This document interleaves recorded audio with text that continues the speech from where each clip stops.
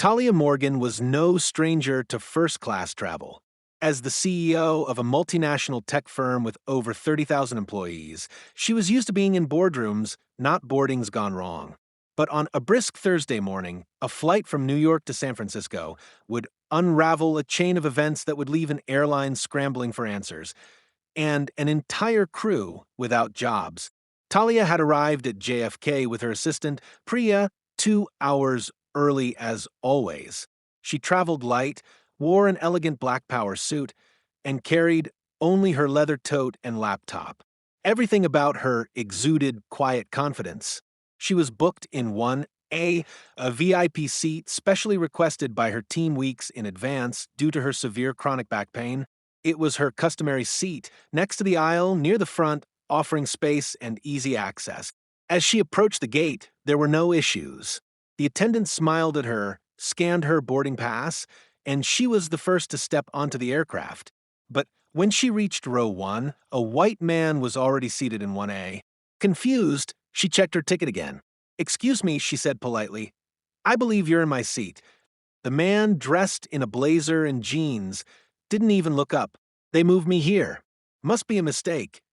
Before she could respond, a flight attendant, a tall woman with a clipped tone and tight smile, appeared. "Ma'am, we're going to have to ask you to take another seat. There's been a last-minute accommodation for one of our frequent flyer elites." Talia blinked. "I am an elite flyer, and this seat was booked weeks ago for medical reasons. It's on my file.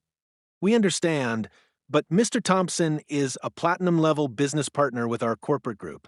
We've reassigned you to 5C, still in first class." "I'm not moving," Talia said firmly. "You have no right to downgrade my seat without notice, especially for someone who came after me." The attendant's pleasant tone vanished. "If you don't comply, we may have to delay this flight or even remove you." The cabin was quiet, passengers now listening. Talia stood her ground, her expression neutral but her voice resolute. "Go ahead. Call the captain." The next few minutes were tense. A male flight supervisor came forward, echoed the same excuse, and requested that Talia take the other seat for the sake of avoiding disruption. Priya, still standing near the boarding door, was recording everything on her phone. Without raising her voice, Talia replied, "Please understand, this isn't just about a seat. This is about how you've chosen to treat me. And in case you're wondering who I am, you might want to check your manifest again." But the crew had already decided. A second attendant came with a forced apology and motioned toward the new seat. With visible disappointment and quiet grace, Talia stepped aside and took 5C. 5 minutes after she sat down, she typed a message on her phone, sent it to her executive liaison, and hit send. What followed in the next 10 minutes would stun the entire plane. Just before the doors closed, a call came through to the pilot, then to the lead flight attendant. Then 2 security agents boarded the plane, not to remove Talia, but to speak to the crew. "I'm sorry, sir," one officer said to Mr. Thompson in 1A. "We're going to have to ask you to disembark. There's been a reassignment." "Wait, what?" he stammered. "I'm in this seat, legally." "No, sir," the agent replied. "You are not. Please collect your things." Moments later, he stood and shuffled out, avoiding eye contact. Then, the pilot, co-pilot, and 3 flight attendants were called into the jet bridge. Within 10 minutes, a new crew arrived, and an announcement came over the intercom. "Ladies and gentlemen, we apologize for the delay. Due to a personnel reassignment, we will be changing flight crew. We thank you for your patience." As murmurs filled the cabin, Priya leaned across to Talia. "What just happened?" Talia smiled softly. "I messaged Richard McAllister. He's the chairman of global operations for the airline's parent company. We met at a climate tech summit last year. He's on our board now." Priya's jaw dropped. "And he just fired the entire crew?" "I didn't ask him to," Talia said. "I just shared the facts and the footage. He made the call." By the time the plane touched down in San Francisco, the story had already gone viral. Someone in the terminal had recognized Talia and posted a short clip of her being reassigned. Combined with Priya's footage, hashtags like #SeatForPower and #FlyingWhileBlack began trending.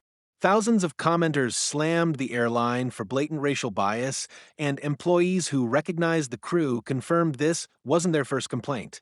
Within hours, the airline released a statement. We deeply regret the incident that occurred on Flight 482 and have taken immediate personnel action. We remain committed to dignity, respect, and equitable treatment for all our passengers.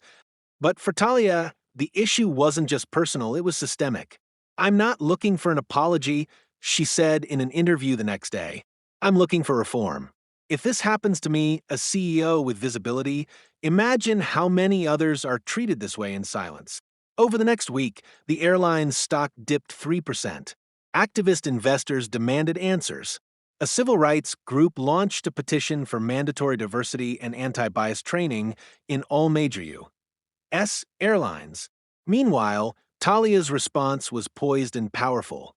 She refused monetary compensation, instead asking the airline to donate $1 million towards scholarships for Black women in aviation and tech. They agreed. The fired crew later issued a joint statement expressing regret, but also claiming they were following standard protocol and had not acted with bias. The footage told a different story, though, one of dismissiveness, assumption, and disregard. As for Talia, she returned to her work with renewed focus. But the incident had opened a national conversation. News outlets, civil rights leaders, and corporate executives all weighed in on the deeper implications of unconscious bias in elite spaces. In a TED Talk a month later, Talia addressed the situation with grace. We teach our daughters to dream big, to climb high, but even in the sky, some still see color before credentials. We must do better, not just for me, but for the millions who fly with hope and land with hurt. And with that, the woman who was removed from her rightful seat showed the world that real power doesn't shout, it acts calmly and decisively. Just 5 minutes of injustice was enough for a full reckoning. And in the aftermath, one thing was clear. Talia Morgan would never be seated second again.